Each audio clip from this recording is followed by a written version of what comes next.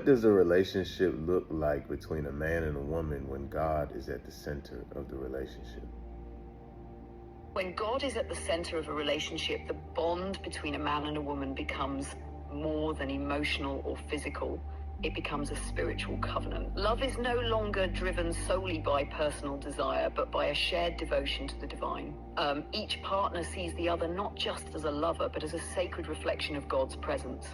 In such a union, conflict doesn't disappear, but it is navigated with humility, prayer, and mutual respect, knowing that both are accountable to something higher than ego. Decisions are made with spiritual alignment in mind, and intimacy becomes an act of worship, expressing God's love through tenderness, trust, and truth. The man embodies protective presence, grounded leadership, and deep listening. The woman embodies nurturing wisdom, intuitive guidance, and radiant support. Together, they sharpen one another's spiritual growth, holding each other to their highest self while also offering grace for human flaws. It is less about what they get from the relationship and more about what they give to each other, to God, and to the world as a living example of love in divine order. According to the Akashic Records, how can two people consciously heal each other's wounds without becoming codependent?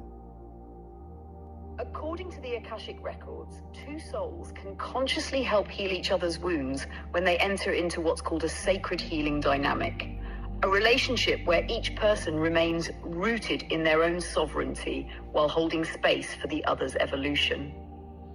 This begins with awareness that you are not responsible for fixing the other person, but rather for reflecting truth, safety, and unconditional presence so they can access their own inner healer. Healing happens in the mirror you hold, not in control you exert. Energetically, this means you stay anchored in your own emotional center so their triggers don't pull you into rescuing or reacting. You witness without judgment, allowing their feelings and stories to surface without rushing to erase them. You speak truth from a place of love, even if it challenges the other to face what they've avoided. Spiritually, the Akashic Records show that real mutual healing happens when both souls agree, consciously or unconsciously, to hold each other to their highest self rather than their wound identity. This prevents codependency because you are not bonding through pain, but through growth. The key is this: you walk beside, not carry. You offer light, but they must take their own steps. That way, both can expand without entangling in the cycles they are meant to transcend. So what does it mean to truly see and honor your partner's soul in a conscious relationship?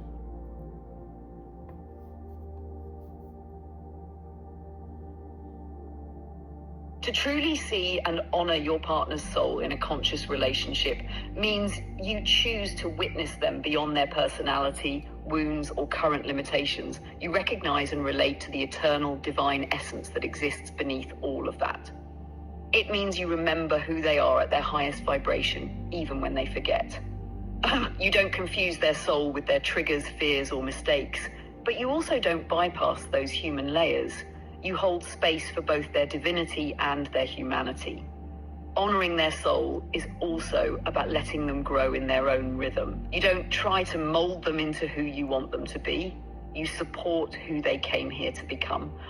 You speak to their greatness, not their insecurity, and you treat them as a sacred being on a sovereign journey, not as your possession, project, or emotional lifeline. From the Akashic perspective, this is the foundation of a conscious union, each partner acting as a mirror of remembrance, helping the other stay aligned with their soul contract without trying to rewrite it. So what are 3 energetic practices the records say help couples stay in that level of soul seeing consistently?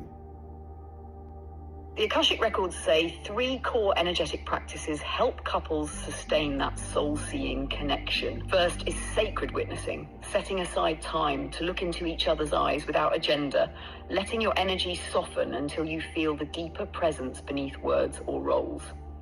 Second is energetic clearing, consciously releasing projections, old stories, and daily emotional residue before interacting, so you meet each other fresh instead of through the fog of yesterday's wounds.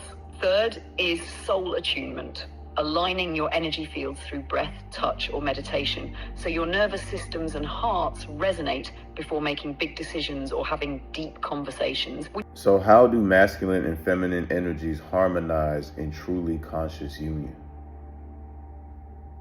According to the records, masculine and feminine energies harmonize when they stop trying to complete or control each other and instead serve as mirrors and amplifiers of each other's divine essence. The masculine offers presence, direction, and the safety for expansion. The feminine offers receptivity, flow, and the spark that brings life to vision. When both energies are honored within each partner, they dance in mutual empowerment rather than polarity tug of war, creating a union where each feels both free and deeply met.